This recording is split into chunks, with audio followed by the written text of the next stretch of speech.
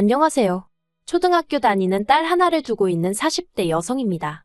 오늘 제가 이렇게 사연을 쓰게 된 건 몰상식한 신우와 그 신우를 옹호하기 바빴던 남편 때문이에요. 솔직히 어쨌든 제 아이의 아버지고 고모이니 저도 이렇게 남들한테 욕을 하고 싶진 않았거든요. 그런데 해도 정도가 있지. 더는 참을 수가 없었네요. 저는 지금 수도권에서 제법 큰 카페를 운영하고 있어요. 처음부터 지금과 같은 규모의 가게를 시작했던 건 당연히 아닙니다. 벌써 10여 년 전의 이야기라 어디서부터 어떻게 시작해야 할지 모르겠지만 두서가 없더라도 들어주세요. 일단 지금의 남편과는 직장 생활을 하다 만났어요. 저는 작은 중소기업에서 회계를 담당하고 있었고 남편은 같은 직장의 영업팀 사원이었지요. 그리고 특별한 계기가 있었던 건 아닌데 직원 수도 적고 그나마 남편이랑 저랑 나이대가 비슷하다 보니 오며 가며 종종 대화를 나누다가 자연스레 연인 사이로 발전했달까요.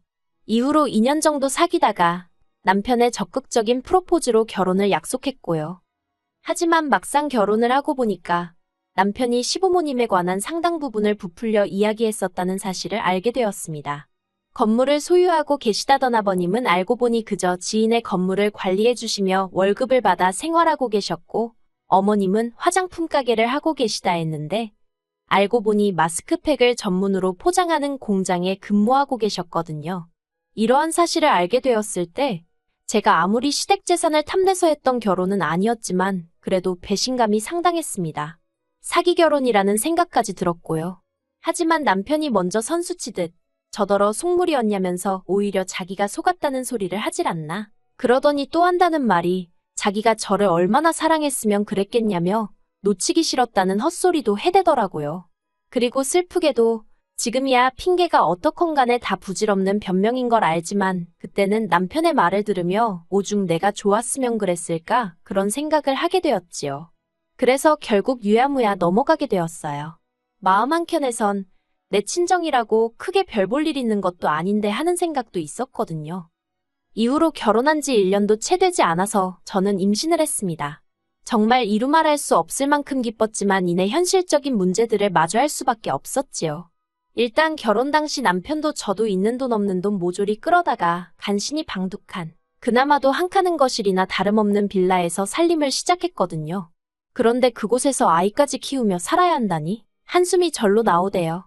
게다가 어머님 아버님은 대번에 당신들한테 아무것도 기대하지 말라며 애는 못 봐준다 못을 박으셨습니다. 그리고 저는 친정어머니가 안 계셨고요. 그래서 어쩔 수 없이 퇴사를 하고 소위 독박 육아를 시작했네요. 그런데 아이가 4살이 되던 해 또 다시 문제가 생겼습니다. 남편이 회사를 관뒀거든요. 사실 제가 회사를 다닐 때도 남편은 회사 내에서 영업을 못하는 영업사원으로 유명했어요. 오죽하면 인세는 고사하고 자기가 일한 만큼 월급 받아오는데도 스스로 위축이 돼서는 어지간히 눈치를 보더라고요. 그리고 그런 와중에 상사가 바뀌었는데 전에 상사와 달리 남편한테 대놓고 사무실에서 핀잔을 주고 그랬던 모양이에요. 남편이 저더러 너무 괴롭다며 회사만 가면 숨이 막힌다고 난리였습니다. 지금 생각해보면 그게 공황장애였지 않았을까 싶어요. 아무튼 그래서 남편이 회사를 관뒀는데 힘들다는 사람한테 안 된다고 버티라고 할 수도 없었으니까 그냥 어쩔 수 없는 상황이었네요. 그래도 다행히 남편은 그렇게 무너지는 대신 바로 다른 길을 찾아 나서더라고요. 그리고 그렇게 찾은 곳은 남편의 지인이 운영하는 핸드폰 가게였습니다. 아무리 영업에 재능이 없어서 회사를 나오긴 했지만 평생 가져본 직업 또한 영업이었다 보니 다른 길은 시도는커녕 엄두도 안 내는 눈치였거든요. 솔직히 그런 남편의 모습이 안쓰럽기도 하고 한편으로는 답답하기도 하고 그런데 어머님 아버님이 저더러 하시는 말씀이 직장 관두고 술 먹고 폐인되는 사람들도 많다면서 저렇게 버텨주는 것만 해도 어디냐고 감사하게 생각하랍니다. 그리고는 덧붙이시기를 다른 집 여자들은 애 키우면서 돈도 벌어오고 하는데 외벌이 하느라 당신 아들은 죽어난다고 저에게 눈치까지 주셨지요. 차라리 저한테 지나가는 말이라도 너 참 속상하겠다 한마디 해주셨으면 저도 오히려 죄송하고 감사하게 생각했을 텐데 말이에요. 그래도 다행이라고 해야 할지 그 무렵 친정언니가 카페를 하고 있었거든요. 친정언니는 저에게는 어떻게 보면 돌아가신 친정엄마를 대신하는 존재나 다름이 없었어요. 때로는 저희 가장 친한 친구이기도 했고요. 그래서 속상하고 답답한 일이 있으면 친정언니한테 달려가 하소연도 하고 그랬지요. 그리고 이번에도 남편도 그렇고 어머님 때문에 답답한 마음을 털어놓았습니다. 그랬더니 친정언니가 이제 애도 좀 크고 했으니까 애는 어린이집에 보내고 그 시간 동안 자기 카페에 나와서 아르바이트라도 하랍니다. 그렇게 제 용돈이라도 벌면 숨통이 트이지 않겠냐고요. 마침 언니가 하는 카페는 저희 집에서 멀지도 않았고 그러니 더욱이 거절할 이유가 없었어요. 그래서 바로 이튿날부터 출근을 시작했습니다. 그리고 모처럼 사람들 틈에 뒤섞여 저도 일이라는 걸 아니 몸은 고단한데 정신은 오히려 깨어나는 듯했고 기분도 상쾌하더라고요. 그리고 친정언니의 권유로 저는 틈틈이 빵을 만드는 법도 배우기 시작했어요. 2년쯤 지났을 무렵에는 자신감도 생겨서 제가 만든 빵이라던가 케이크 등을 사진 찍어 인터넷에 종종 올리기도 했는데 그때마다 반응이 나쁘지가 않대요. 게다가 인생은 타이밍이라더니 친정언니가 형부 따라 3시간 먼 곳에 지방으로 이사를 해야 하는 상황이 되었어요. 언니는 이제 완전히 자리 잡은 가게를 남에게 넘기기는 너무 아깝다면서 저더러 맡아달라 했습니다. 자매끼리 무슨 권리금이냐면서 그냥 자기가 하듯이 열심히 해서 월세나 밀리지 말라고요. 그래도 언니가 그동안 한 고생이 있는데 싶어서 은행 대출 받아서 원래 보증금에 얼마 더 보태줬는데 남편이 이걸 알고 아주 생난리를 치더라고요. 저더러 무슨 네가 재벌집 사모님인 줄 아냐? 누가 누굴 걱정한다는 거냐? 준다는 것도 거저 못 받냐? 솔직히 저는 저대로 기술을 익히고 보람찬 하루하루를 보냈던 반면 남편은 그렇지 못했던 것 같아요. 핸드폰 가게도 결국은 영업인데 그걸 잘 못하니 아무리 아는 사람이라곤 해도 결국 주인과 종업원이니까 남편에게 싫은 소리를 몇 번 했던 모양입니다. 그런데 남편은 또 관두면 어딜 가야 할지 모르겠다며 차마 관두지도 못하고 거길 꾸역꾸역 다니더라고요. 물론 저야 몇 번이나 남편에게 뭐가 됐든 기술을 배워보라고 설득도 해보고 화도 내봤지만 소용이 없었네요. 그리고 그런 시간들이 남편의 성격도 많이 바꾸어 놓았어요. 그래도 저는 긍정적이고 낙천적이고 주변 사람들도 챙기고 그랬는데 언젠가부터 부정적이고 자격지심에 한마디로 쫌생이가 되었더라니까요. 그리고 그 일을 계기로 남편과 제 사이는 이전보다 훨씬 멀어지게 되었습니다. 제가 가게의 규모를 키워갈수록 어쩐 일인지 저를 향한 남편의 불만 또한 하늘 높은 줄 모르고 치솟는 눈치였지요. 그럴 거면 내 돈을 쓰지나 말지. 언젠가부턴 생활비도 주다 안 주다 그러대요. 그래도 애 때문에 참고 살았습니다. 부모님 2분 중 1분만 계신 게 얼마나 큰 슬픔인지 누구보다 제 자신이 잘 알고 있었기에 애한테는 절대로 그 슬픔을 되물림하고 싶지 않았으니까요. 하지만 저도 사람인지라 정말이지 하루하루가 고역이었고 애만 아니면 차라리 가게에서 먹고 자는 게 속 편하겠다 싶었지요. 그렇게 부부지만 남보다도 못한 사이로 여기까지 왔네요. 그런데 그러나 중에 정말 생각지도 못한 이유로 남편과 이혼을 결심하게 되었습니다. 짧다면 짧고 길다면 길었던 시간 동안 남편과 이런저런 일을 겪으면서도 이혼만큼은 생각하지 않았는데 그런 어이없는 이유로 이렇게 될 줄은 정말로 몰랐네요. 발단은 신우였습니다. 남편과 사이가 안 좋아진 이후로 신우는 자기 말로는 저를 생각해서 그랬다지만 툭하면 연락해서 그래도 여자가 참아줘야 하지 않겠냐? 애를 봐서라도 네가 한 번 쪄줘라. 그런 소리를 해대기 일쑤였지요. 하지만 솔직히 매번 너무 듣기 싫었고 마음 같아선 형님이나 그러고 살라고 쏘아붙이고 싶었는데 그나마 신우네랑 저희 집이랑 거리가 멀었거든요. 자주 안 보니까 그걸 위안 삼아서 대충 내내 하고 말았어요. 그런데 그 신우가 저희 집 근처로 이사를 왔습니다. 그리고 그게 화근이었어요. 이사 오고 얼마 지나지 않아서부터 신우는 걸핏하면 애 학교 가고 나면 자기가 할 일이 없다면서 저에게 자기를 아르바이트로 써달라고 부탁 아닌 부탁을 해오기 시작했습니다. 그리고 저 또한 신우의 그 답답한 마음을 모르는 바가 아니었기 때문에 마음 같아선 안 된다고 딱 잘라 말하고 싶었지만 차마 거절하기가 어렵더라고요. 그래서 하루에 4시간씩도 괜찮냐 하니까 흔쾌히 좋다 하길래 그러면 나오라 했어요.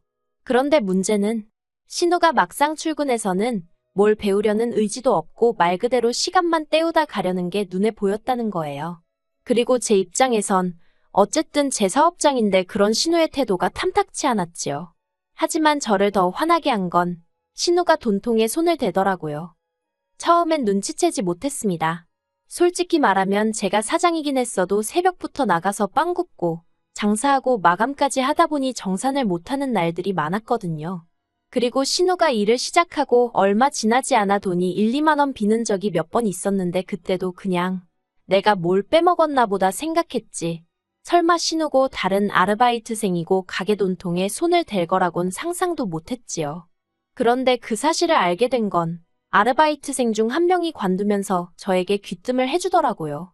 사장님 가족이라서 자기가 말할까 말까 몇 번이나 망설였는데 그래도 알아야 할 것 같다면서 그리고는 자기 나름대로 증거라고 찾아놓은 것들을 저에게 건네주는데 정말 어이가 없었습니다. 밑장빼기라고 해야 하나 가끔 나이 많은 손님들은 카운터에서 계산 안 하시고 자리에서 계산해달라고 하시는 분들이 있거든요. 그럼 그분들건 슬쩍 자기가 챙기기도 하고 빵 2개 팔고 하나 팔았다고 하곤 남은 돈 챙기고 가랑비에 옷 젖는 줄 모른다는 말처럼 1, 2만 원이라고 안일하게 넘겼던 제가 문제였습니다. 떠나는 아르바이트생이 건네준 자료만 치더라도 신우가 가져간 돈은 100만 원 가까이 되었거든요. 도저히 그냥 넘어갈 문제가 아니라고 생각했지만 그렇다고 남편이나 어머님 아버님이 알게 하고 싶지는 않았어요. 어쨌든 신우도 자기 나름대로 체면도 있고 자존심도 있을 테니 같은 여자이자 애 키우는 엄마로서 그건 지켜주고 싶었달까요. 그리고 혹시나 말 못할 사연이라도 있는 거면 차라리 내가 도와주자라는 생각도 했습니다. 그래서 신우에게 할이야기가 있다고 출근 전에 밖에서 잠깐 만나자고 했지요. 그렇게 만난 신우에게 저는 단도직입적으로 돈통에서 왜 돈을 가져갔냐고 물었습니다. 가족 간의 일을 크게 만들고 싶은 생각도 없고 돈 내놓으라고 하지도 않을 테니 이유나 들어보자고요. 그랬는데 신우는 아주 부들부들 떨면서 자기를 뭘로 보고 그런 말을 하냐면서 당장이라도 저를 잡아먹을 듯 노려보는 게 아니겠어요? 어이가 없고 안 되겠다 싶어서 아르바이트생으로부터 받은 자료들을 신우 눈앞에 꺼내놨습니다. 그랬더니 신우가 다 모함이라면서 그 아르바이트생이 미친 X라고 욕을 하는 게 아니겠어요. 어찌나 완강히 부정을 하던지 저도 더는 추궁하지 못하고 일단 알겠다 했습니다. 그리고 저는 다른 직원들 누구에도 말하지 않고 카페 내 보안을 좀 더 강화했습니다. 물론 평소에 가게 일에 관심이 많고 성실하던 직원들은 금세 변화를 눈치챈 듯 했지만 아니나 다를까 매사 건성건성이던 신우는 아무것도 모르는 것 같더라고요. 그리고 덕분에 신우는 결국 꼬리가 잡혔습니다. 다른 아르바이트생과 교대하는 과정에서 5만 원짜리 2장을 주머니에 넣는 게 포착이 되었으니까요. 그리고 저는 이미 한 번 기회를 줬는데도 불구하고 적반하장으로 나오는 신우를 더는 봐주면 안 되겠다 싶어서 신우뿐만 아니라 어머님 아버님 그리고 남편에게까지 사실을 알렸어요. 그랬더니 당연히 집안은 난리가 났습니다. 신우는 저더러 자기 인생을 망쳐놨다는 헛소리를 해댔고 어머님 아버님의 막말도 보통이 아니었지요. 누구 하나 미안하다 하는 사람이 없었습니다. 게다가 남편이 하는 말은 가관도 아니었어요. 자기를 무시하는 것도 부족해서 자기 누나까지 깔아뭉개냐면서 저더러 네가 돈을 벌면 얼마나 번다고 유세냐고 재수 없답니다. 그리고 신우가 그러는데 어떻게 가족끼리 시급을 12,000원밖에 안 주냐면서 그래도 한 3만 원은 받아야 된다며 짜증을 냈다는 거예요. 어이가 없어서 신우가 뭘 할 줄 안다고 다른 아르바이트생들의 세배를 받아야 하냐 물었습니다. 그랬더니 자기 누나는 대학을 나왔다나요? 순간 제 귀를 의심했습니다. 제가 언제 신우더러 영어를 하라고 했나요? 중국어를 하라고 했나요? 제가 요구한 건 성실하고 착실하고 정직할 것 그거 3가지뿐이었습니다. 그런데 무슨 대학을 들먹이며 3만 원이 어쩌고 황당해서 그래서 돈통에 손댔다고 하더냐고 소리를 빽 질렀습니다. 그러니까 남편이 저더러 너가 안 챙겨주니 신우가 셀프로 챙겼나 보지 그러는데 와 남매둘이 돌아도 단단히 돌았구나 싶더라니까요. 제가 남편더러 그렇게 억지 쓰면 좋으냐고 그리고 그렇게 치사하고 더러우면 이혼하자 했습니다. 그러자 남편도 한다는 말이 기다리던 바라면서 대신 제가 일군 재산의 반을 내놓으랍니다. 결국 그게 목적이었나 그런 생각에 배신감이 들고 치가 떨리대요. 법대로 하자 했습니다. 대한민국 법이 그렇게 단순할 줄 아냐고 한번 죽기 살기로 다퉈보자고요. 그리고 당연히 생활비도 안 갖다 주고 그렇다고 무슨 전업주부 마냥 살림을 한 것도 아닌 남편한테 제가 일군 재산의 절반씩이나 갈 리가 없었지요. 오히려 결혼이 파탄나게 된 이유가 남편임이 드러나면서 오히려 상황은 남편에게 불리하게 돌아가기 시작했어요. 게다가 신우, 제가 경찰에 신고했습니다. 가족끼린 처벌 못한다는 헛소리를 하길래 하나 못하나 보라고 쏘아붙이곤 보란 듯이 했지요, 뭐. 그랬더니 그제서야 이혼이고 뭐고 없던 일로 하자면서 알고 보니 신우가 심해부랑 사이가 안 좋아서 이런 일이 있던 게 알려지면 큰일이 난다나 어쩐다나요.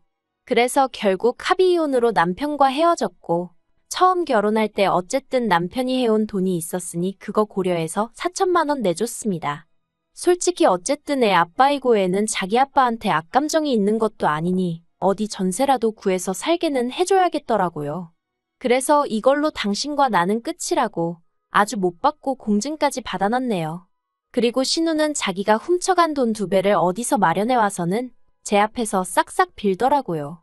그래서 신우가 몰래 훔쳐간 돈만 계산해서 받고 다신 제 눈앞에 띄지 말라고 했어요. 어차피 그쪽 남동생하고도 끝났으니까 더는 신경 거슬리게 하지 말라고요. 그리고 이 모든 과정에서 어머님 아버님은 저더러 독한 X, 못된 X는 기본이고 차마 입에 담을 수 없는 욕들도 서슴지 않고 저에게 퍼부으셨습니다. 두 분이 보시기엔 저 하나 때문에 당신 자식들이 고생하는 것처럼 보였던 모양이에요. 그래서 제가 이해하기로 했어요. 죽기 전에라도 부끄러운 줄 아시면 다행이고 못 아시면 그건 그거대로 불쌍한 인생이라고 생각하기로 한 거지요. 제가 이제 바라는 게 있다면 그저 우리 애가 자라서 엄마인 제가 왜 그런 선택을 내릴 수밖에 없었는지 이해해줬으면 하는 것입니다. 제 희생을 알아달라고는 하지 않을 테지만 적어도 저를 원망하지는 않았으면 좋겠네요. 참고 살았던 이유도 그리고 결단을 내린 이유도 모두 너를 위한 선택이었다는 걸 꼭 알아줬으면 해요.